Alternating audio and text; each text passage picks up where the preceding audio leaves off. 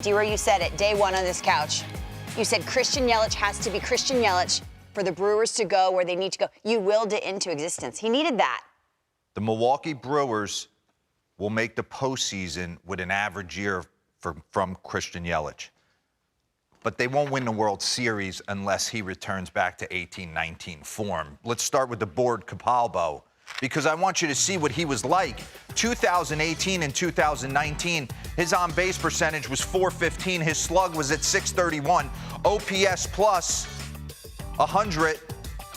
You're an average big leaguer. He's 71% above an average big leaguer. Take a look down here. 2018 and 19, second best in Major League behind who? The best player in the world.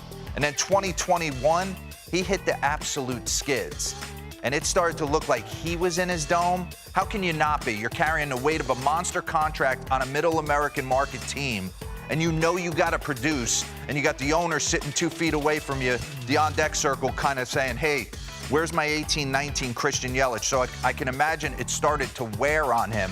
So I wanted to dive into some side angles and take a look at what he looked like in 18 and 19 when he was healthy, because I think last year, if we're in the trust tree, this was a guy who spent a ton of time on the IL. 3 separate stints, 19 games in April with a lower back injury. He came back for a game on May 3rd. Then he went back on the IL again with the same injury, and he also had to go on COVID protocol. But the low back scares me a little bit.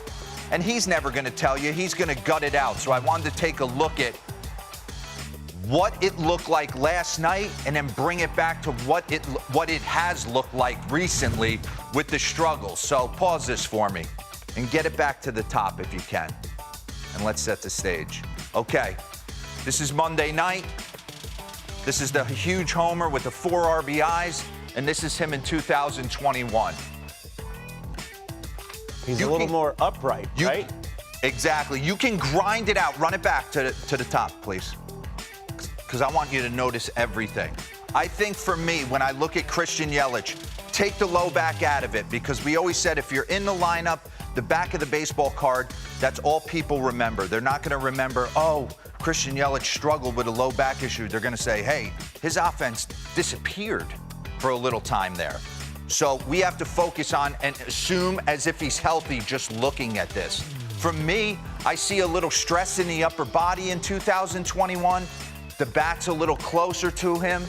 Shoulders are a little higher towards his chin, trying to find anything. Because when we go through this swing with a fine-tooth comb, there's not much difference. He might be a little more turned in 2021, might have to a longer time presenting the barrel from a little further back spot. But man, if you run this super slow, he looks a little bit more relaxed upper body-wise.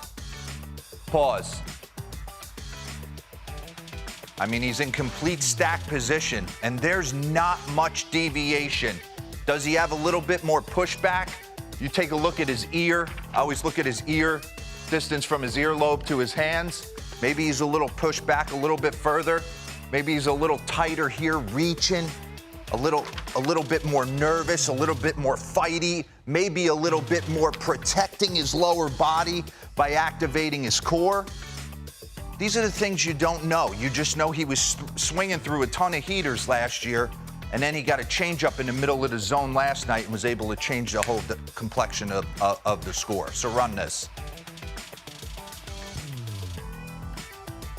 I mean, not much difference. Give it to me one more time. Give it to me one more time. All right, go forward. Stop.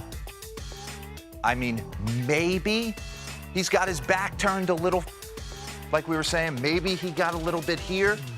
Looks a little bit more free and easy, but I bet you in this screen he's hitting $1.80, searching, and in this screen he's hitting $3.30 and trying to fight Mike Trout for the best player in the game. So confidence-wise and being able to relax in the box and get a little bit more whip appeal, I'm certain is playing into this. So run it.